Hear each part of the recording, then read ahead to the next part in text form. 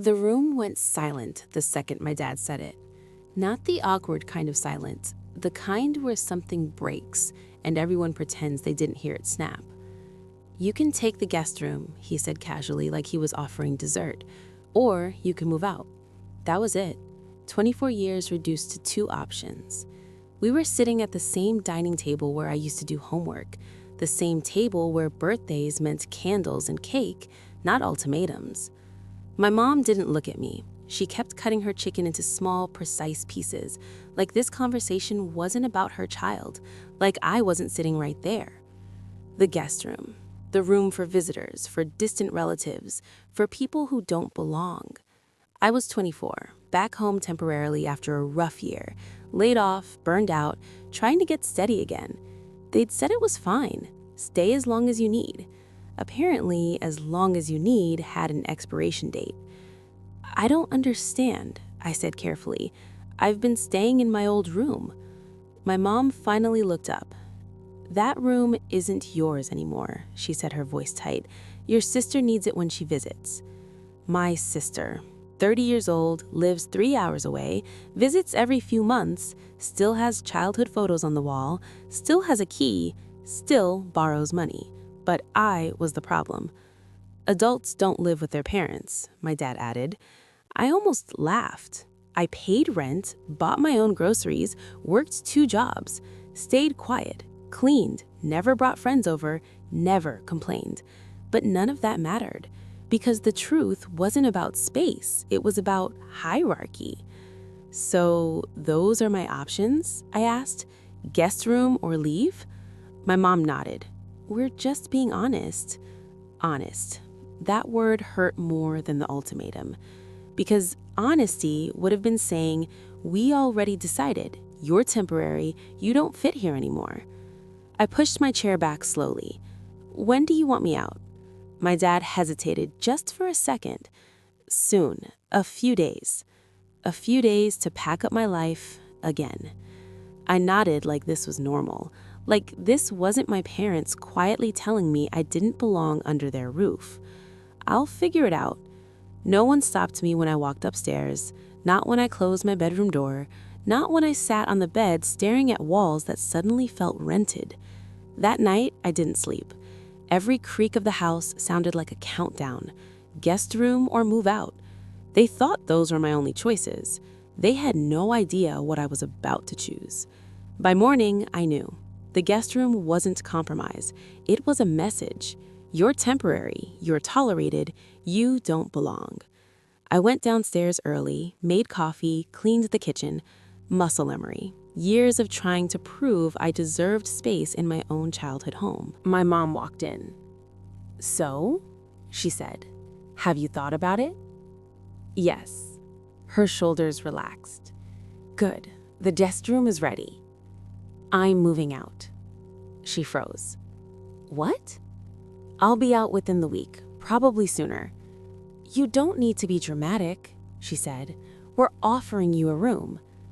"You're offering me less," I replied, and calling it generosity. Dad walked in, coffee in hand. "Where are you even going to go?" "I'll figure it out." And for the first time in months, uncertainty felt better than staying. I packed quietly. No yelling, no slammed doors, just boxes. Clothes, books, memories. My sister's trophies stayed on the shelf. No one suggested moving them. On the 3rd day, my mom stood in the doorway. "Most people would be grateful we're letting them stay." I looked at her. "Most parents wouldn't make their kid feel like a burden." She scoffed. "You're twisting things." Maybe. Or maybe this was the first time I stopped twisting myself to fit. The morning I left, my dad stood on the porch, arms crossed. No hug, no call when you get there, just silence.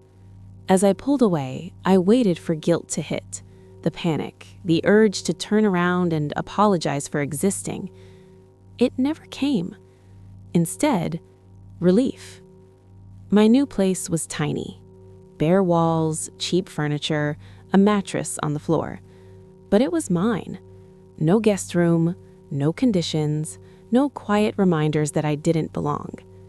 Weeks passed. Then something interesting happened. They didn't call to check on me, but they did call when they needed something. Where are the insurance papers? How do I log into the streaming account? Can you explain this bill?